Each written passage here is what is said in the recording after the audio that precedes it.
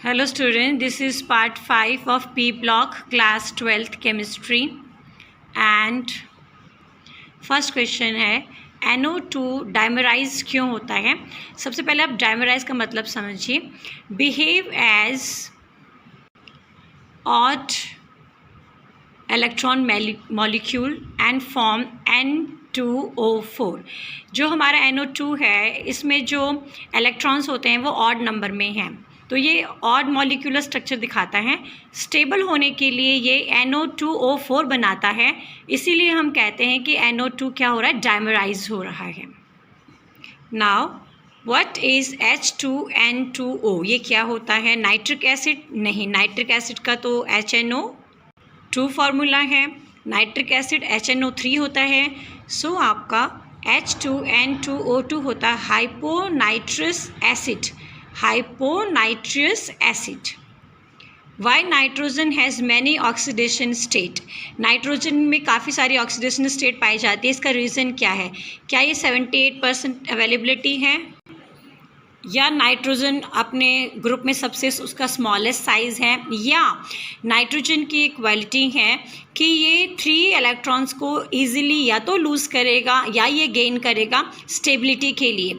सो यही रीज़न है कि नाइट्रोजन है इसके काफ़ी सारी ऑक्सीडेशन स्टेट हैं, क्योंकि ये इलेक्ट्रॉन को लूज़ या गेन करता है ईजिली स्टेबल होने के लिए। So C is your option.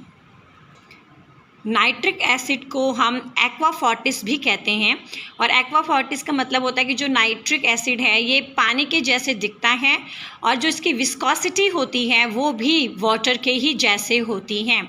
That is why nitric acid is called aqua Fortis. Now among these 3 which is very करोजिव mineral acid? इनमें से कौन सा ऐसा एसिड है जो मिनरल्स को, मेटल्स को बहुत ज़्यादा करोड करेगा? So that is your HNO3 nitric acid. Nitric acid जो है बहुत ज़्यादा करोजिव होता है, ये जिस मेटल सरफेस पे गिरता है वहाँ पे वो करोडिंग करता है, उसको ख़राब कर देता है उसके सरफेस को। What is Ostwald's process? Ostwald's process इस टॉपिक का बहुत इंपॉर्टेंट है। This is preparation of nitric acid. Nitric acid को हम लार्ज स्केल में जो प्रिपेयर करते हैं वो आपका प्रोसीजर होता है ऑस्टवर्ल्स प्रोसेस। और इसमें हम क्या करते हैं कि लार्ज स्केल में नाइट्रिक एसिड बनाएंगे, और ये होता है एक कैटलिस्ट की प्रेजेंस में, और इसमें जो कैटलिस्ट होता है वो आपका होता है platinum. So it is preparation of nitric acid on large scale. It is based on catalytic oxidation of NH3 by oxygen. So here this is given catalytic oxidation of ammonia in dry air in presence of platinum. Temperature जो है हमारा 800 degree Celsius रखेंगे। जब हम NH3 को O2 के साथ combine करते हैं, उसकी ऑक्सीडेशन होती है, प्लैटिनम कैटलिस्ट का वर्क करेगा, और टेम्परेचर हमारा होता है 500 K से लेके 800 K के बीच में। तो आपको 4NOG मिलता है गैस स्टेट में, और H2O वाटर भी रिलीज होता है। दूसरा तरीका नाइट्रिक एसिड को बनाने का होता है nitric oxide combines with oxygen giving NO2। ये भी एक तरीका है, आपका सेकंड ऑप्शन है। थर्ड तरीका जो आपको बनाने के लिए होगा वो होगा आपका absorption of nitrogen dioxide in water. जब हम नाइट्रोजन डाइऑक्साइड को वाटर के साथ मिलाएंगे तो क्या होगा, nitrogen dioxide dissolve in water and give HNO3। हमें HNO3 मिलता है, ये आपका यहाँ पे फॉर्मूला गिवन है। 3NO2 gas state plus H2O liquid state में गिव राइज टू, हमें क्या मिलेगा प्रोडक्ट, 2HNO3 एक्वस फॉर्म में और NO एज अ गैस। हमारा क्वेश्चन हो सकता है कि concentration to 98% of HNO3। HNO3 को हमें कंसनट्रेटेड फॉर्म में चाहिए, तो हम उसको क्या करेंगे, डिहाइड्रेट करेंगे कंसनट्रेटेड सल्फ्यूरिक एसिड के साथ, H2SO4 के साथ। ऐसा क्यों?